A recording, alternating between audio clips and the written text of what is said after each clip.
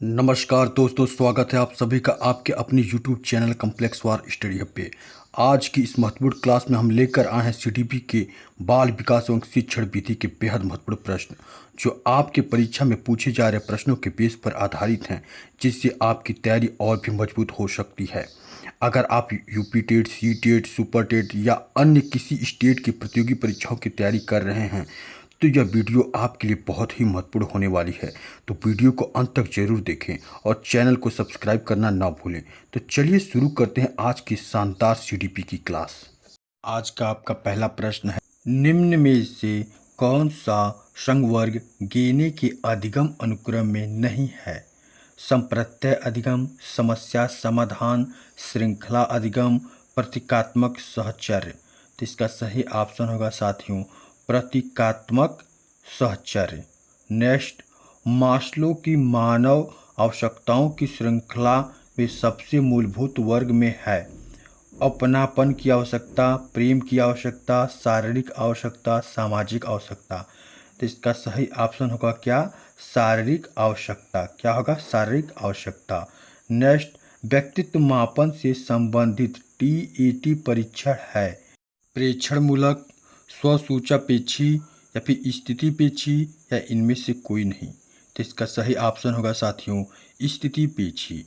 निम्न में से किस अवस्था में बालक मानसिक परिपक्वता को प्राप्त करने के लिए तत्पर रहता है? पूर्व बाल्यावस्था, शैशवावस्था, उत्तर बाल्यावस्था या फिर किशोरावस्था। तो किशोरावस्था में बालक मानसिक परिपक्वता को प्राप्त करने के लिए तत्पर रहता है। नेक्स्ट, आपटाकोन नामक शिक्षण परीक्षण सहायक सामग्री उपयोगी है किसके लिए है? प्रतिभाशाली बालकों के लिए है, सृजनात्मक बालकों के लिए है, अंधे बालकों के लिए है या फिर बहरे बालकों के लिए है? तो आपटाकोन नामक शिक्षण परीक्षण अंधे बालकों के लिए है। नेक्स्ट, मानसिक स्वास्थ्य किस तरह का व्यवहार है? समायोजी, विभेदनात्मक और सामाजिक या फिर अनुशासनात्मक। तो मानसिक स्वास्थ्य किस तरह का व्यवहार है? समायोजी। क्या है? समायोजी। नेक्स्ट, शिक्षण के उद्देश्य के आधार पर शिक्षण को कितने भागों में विभाजित किया गया है? 3, 4, 5, 6। तो 3 भागों में विभाजित किया गया है। बालक में कल्पनाशील चिंतन का मुख्य आधार है विचारों का संगठन करने में, कल्पनाशीलता का विकास करने के लिए एक यंत्र के रूप में, सामाजिक संप्रेषण को विकसित करने के यंत्र के रूप में, या फिर बालकों द्वारा यथार्थ सम्मत तर्क विकसित करने में। तो इसका सही ऑप्शन होगा बालकों द्वारा यथार्थ सम्मत तर्क विकसित करने में। नेक्स्ट, बालकों की जैविक अवस्था का वर्णन करते समय वह घटक जिसे महत्व प्रदान करना आवश्यक नहीं है, ऊंचाई को, दंत वृद्धि को, शारीरिक शक्ति को या फिर वाचन योग्यता को। तो इसका सही ऑप्शन होगा वाचन योग्यता को। नेक्स्ट, निम्न में से एक शिक्षण के लिए अपनी कक्षा में अनुशासन बनाए रखने के लिए क्या आवश्यक है? बालकों के प्रति हमेशा कठोर व्यवहार करना, बालकों की इच्छा के अनुरूप कार्य करना, बालकों के साथ विनम्र रहना किंतु दृढ़ भी रहना, हमेशा बालकों की जिद को पूरा करना। तो बालकों के साथ विनम्र रहना किंतु दृढ़ भी रहना।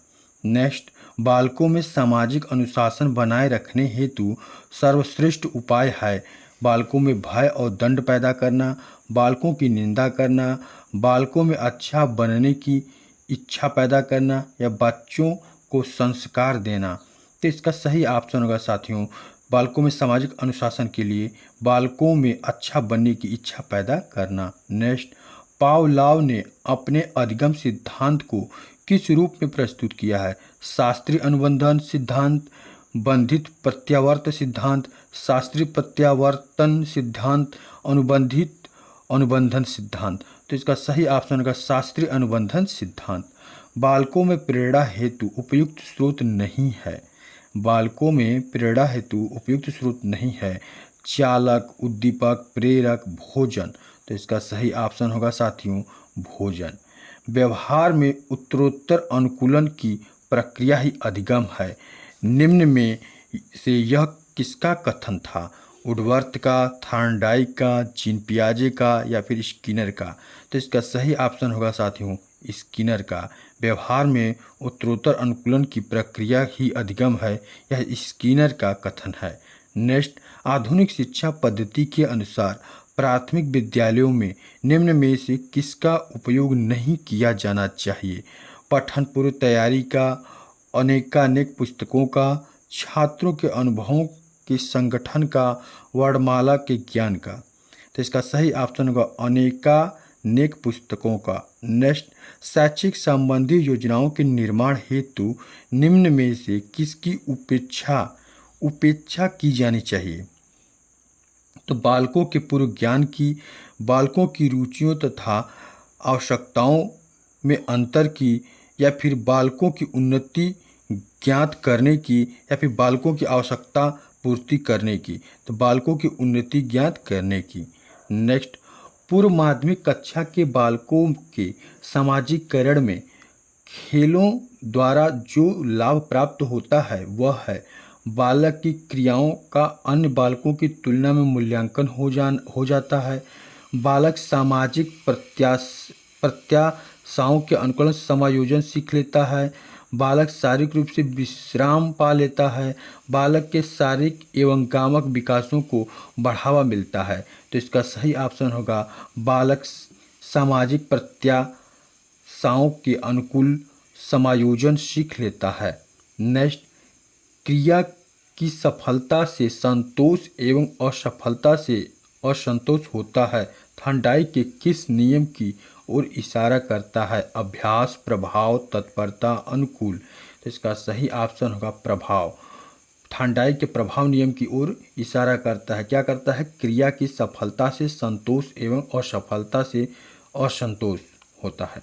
नेक्स्ट, प्रशिक्षण स्थानांतरण का संबंध निम्न में से किसके साथ है? पर्यावरण से सीखने के साथ, नवीन कार्य सीखने के साथ, एक परिस्थिति से प्राप्त प्रशिक्षण का दूसरी परिस्थिति के सीखने में उपयोग करने के साथ, या विभिन्न प्रशिक्षणों से विभिन्न कौशल सीखने के साथ? तो इसका सही ऑप्शन होगा एक परिस्थिति से प्राप्त प्रशिक्षण का दूसरी परिस्थिति के सीखने में उपयोग करने के साथ, इसे स्थानांतरण कहते हैं। नेक्स्ट, मानसिक स्वास्थ्य विज्ञान का संबंध है मानव कल्याण से, पाठ्यक्रम सुधार से, बालक के परिवार से, इनमें से कोई नहीं?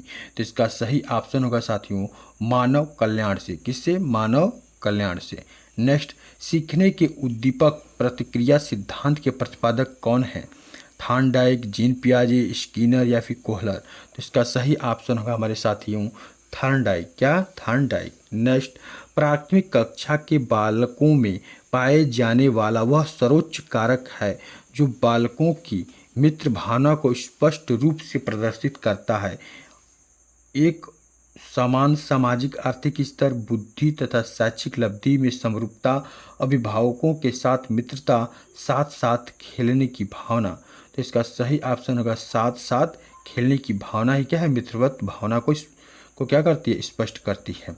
नेक्स्ट, स्पीयरमैन तथा थॉर्नडाइक द्वारा प्रतिपादित बुद्धि सिद्धांतों में पारस्परिक संबंध का स्वरूप वही है जो कि मात्रात्मक एवं गुणात्मक पक्षों में, दैहिक एवं स्नायु पक्षों में, जन्मजात अर्जित गुणों में, या फिर संस्कृति स्वतंत्र संस्कृति नियुक्त परीक्षणों में? तो इसका सही ऑप्शन होगा मात्रात्मक एवं गुणात्मक पक्षों में। नेक्स्ट, बालक किसी कार्य को अपनी स्वयं की इच्छा से न करके दूसरे की इच्छा या किसी बाह्य प्रभाव से करता है, ऐसा किसका प्रेरणा से होता है? मतलब बाह्य कारणों से मतलब जो उसे शिक्षा मिलती है तो उस पर किसका प्रभाव होता है? सकारात्मक प्रेरणा का, नकारात्मक प्रेरणा का, या आंतरिक प्रेरणा का, या फिर ये सभी? तो इसमें नकारात्मक प्रेरणा का होगा। किसका होगा? नकारात्मक प्रेरणा का।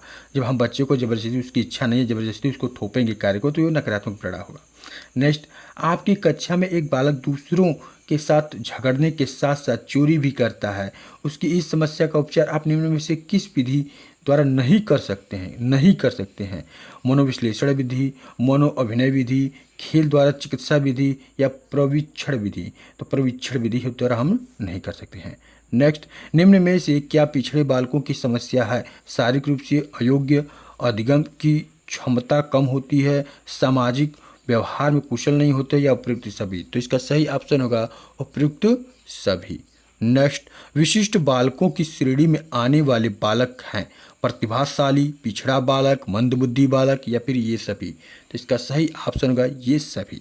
समायोजन की प्रक्रिया का प्रमुख आधार है संतुलन, स्थिरता, दृढ़ता, मानसिकता। तो समायोजन की प्रक्रिया का मुख्य आधार है साथियों संतुलन। क्या है? संतुलन। अंतर्मुखी बालक की एक मुख्य विशेषता यह है कि वह सभी के साथ मिलकर चलने वाला होता है, समस्याओं को पारस्परिक रूप से समझने वाला होता है, एकांत में विश्वास रखने वाला होता है, स्वयं को यथार्थ के अनुकूल ढालने वाला होता है। तो इसका सही ऑप्शन होगा एकांत में विश्वास रखने वाला होता है। नेक्स्ट, एक बालक जब सीखी गई क्रियाओं को अन्य समान परिस्थितियों में उपयोग करता है तो उसे कहते हैं अधिगम, संघर्ष, परिपक्वता या फिर प्रेरणा। तो उसे क्या कहते हैं साथियों? अधिगम कहते हैं। क्या कहते हैं? अधिगम कहते हैं।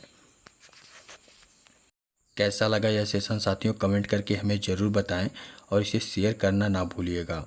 आपने कितना स्कोर किया है 30 में ये भी बताना ना भूलिएगा। तो चलिए हम नेक्स्ट वीडियो में मिलते हैं एक नए मॉडल पेपर के साथ। तब तक के लिए आप सभी को राधे राधे, जय श्री कृष्ण, जय हिंद।